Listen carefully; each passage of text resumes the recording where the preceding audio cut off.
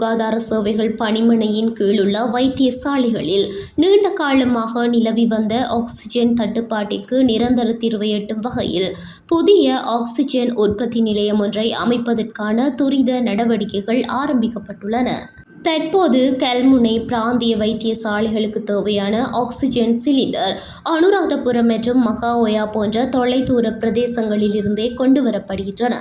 இதனால் போக்குவரத்து மற்றும் கொள்வனவுக்காக பெருமளவிலான அரச நிதி செலவிடப்படுவதுடன் அவசர தேவைகளின் போது தூர இடங்களிலிருந்து ஆக்சிஜன் சிலிண்டர்களை பெற்றுக்கொள்வதில் கால தாமதங்களும் நடைமுறை சிக்கல்களும் ஏற்படுகின்றன.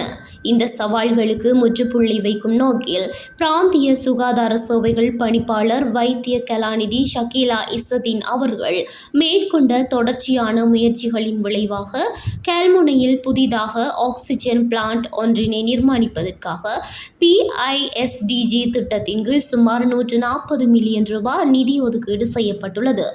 இதற்குரிய பொருத்தமான இடங்களை தெரிவு செய்வதற்கான கள ஆய்வுகள் தற்போது முன்னெடுக்கப்பட்டு வரும் நிலையில் பிராந்திய சுகாதார சேவைகள் பணிப்பாளர் தலைமையிலான உயர்மட்ட குழுவினர் களுவாஞ்சிக்குடி ஆதார வைத்தியசாலைக்கு கடந்த 24ஆம் தேதி விஜயம் செய்து அங்குள்ள ஆக்சிஜன் பிளான்டினை பார்வையிட்டதுடன் அதன் செயல்முறை, பராமரிப்பு மற்றும் தொழில்நுட்ப விடயங்கள் குறித்தும் கேட்டறிந்தனர். இந்த திட்டம் பூர்த்தியடையும் பட்சத்தில் கல்முனை பிராந்திய வைத்தியசாலைகள் ஆக்சிஜன் தேவையில் தன்னிறைவு பெறுவதுடன் நோயாளர் பராமரிப்பு சேவையில் இது ஒரு வரலாற்று முக்கியத்துவம் வாய்ந்த மைல்கல்லாக அமையும் என எதிர்பார்க்கப்படுகின்றது.